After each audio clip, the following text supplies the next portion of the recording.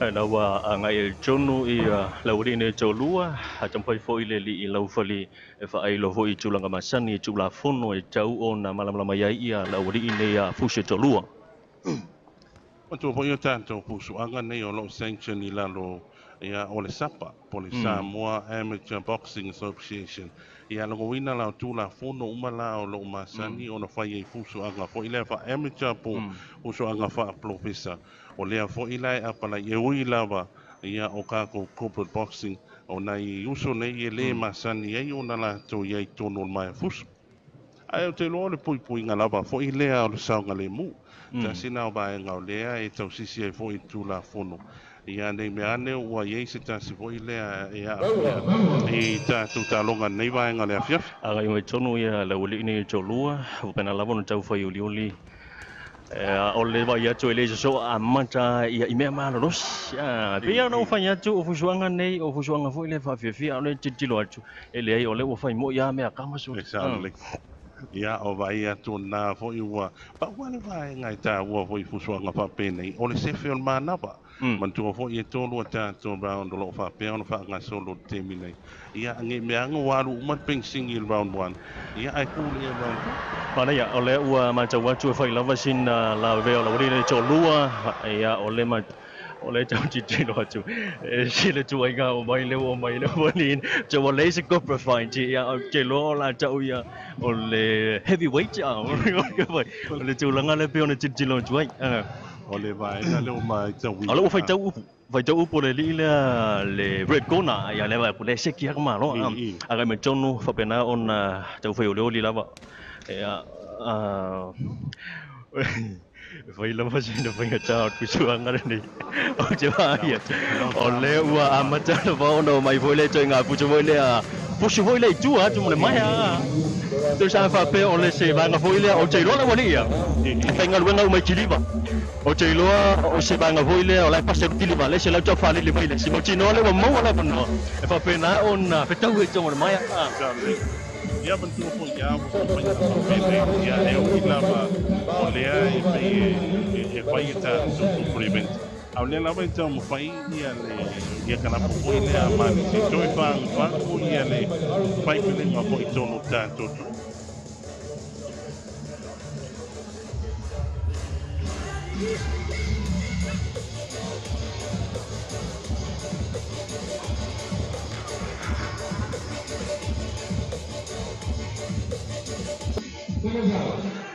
Ole chalonga foi nei lanu e fai lava I de lava o ma lava na ua angai tonu o tau fai o leoli lava la wari I tolu pe ona fai ma kua le ai ska ma foi le o so a mua o le vai ngari o le tu yotia ai mana ia o le o van tau tu I fai lava fina o le chalonga la wari le e fai lava sina ma lo sio le alwa tu le Blue Corner e po di tul manulan wana lelo fa tulanga mai le li Oceania Lauano malo Shane Cameron le sa fa pena fu na fusu malo tu ala ngalo sui lana lana fai ona le wanga mai tuno dadu tino o le te mai atu fai si masawa ho I lea o lima o panga nei e lua ia e paule vai nga ho I lea o lo mai tawina o techniques ho I lea masani o nei ia fusu anga fa amateur for professional fo ia e kwa misi an ke me pa wan me o le apakaki makawako dale o le mata watu ia o lo fanga solo leva ia fusu anga le wali nei ia o le lava lo mawa sina anta ia a tonu o le atrana ia ave mas tulanga fo I le fa li e dis kama o la lava ka kope mai lava le apakaki le ni o hui ia I le tai fo I o mano longa I le round 2 la tau ia na ua tātou mai mo atu tātou tunu a maka o sela na vai ua mata ona tau pai o hoi bang vai mo vai nga pa pena ia ai o le over sao hoi le o ka mar round 1 mar round 2 Ole o te lori lanu lo uia I loa I le talonga ne o kuswanga o fa pena fo tau fatai tai tono le mai tu sale no fatai tai o tele yo o tom al te mina o tau fatai tai ai o le pau lava le vaenga aua e te tele vambe le amatanga e wa pau lana me le o tatu titilo tu amatanga se sela al tamu sanga bunu tamu sanga petisili na tau ala famsin fai e porto le mate le ni o sheng ia le plukuna ia wale mai te watu le round longa lua pe e whaale tele ia se ngai oi tele. Le o inga la le lopo se game plan le li o Shane. Le se fel malo si mo le round 3. Ia si tato bai. Na ngai mai lava o le solo muri le li le tul man mona le li o Shane Lauano mai le Oceania cash ma le ia le fina o talong le wali nei au fa pena lava ona kusole vai ma vai la pusi nga ai O le mai te watu foi lea, e leo tukua lava e le li o vui ia se awa noa ia e whai isi na wā. Nā, e whai si umi o le li leo Shane ia vui. O le ala mai te watu, a whai a close lava ia le fusu o le li o vui ia Shane. E whaana le ma whai e foi nā o na whasao lima o le li umi le nei o Shane. Lanu tele mana o to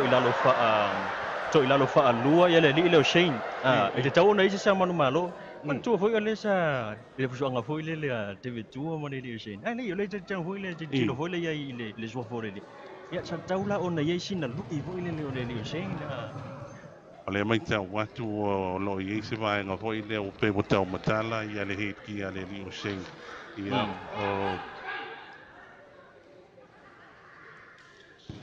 o le o mai tau watu le a whai tau upo le li o Shane na o tu numero 5 lima Teki pitu malu ia o le to titi an fa le tonu tato tamo Shane ia o le wa yotu o le wa ma ia tu langa pe ona yedu sanga e mo tino la ia o le la manu malo tato tamo e li le o Vui Kelemete mai le Toa Gas ia ai si tatu tani le confirmation mai ia i le tatu whamasino po i le la neiva e ngā o le i le tatu anga na o le mana ia mo i le mai tau atu tatu kusuanga i le neiva e ngā o le ia e pei o lea lava e a o te meo kusuanga e makua pinau lava ia tatu sui foi e o a te me mai ai foi e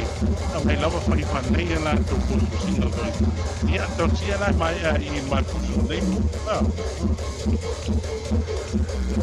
tau tania ia le tuina mai o le tala whamasino ia po ai foi le nio hui ma le nio Shane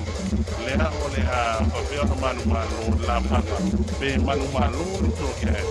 pe manu malo hui ia le origin energy i le fusuanga nei mai ma le apia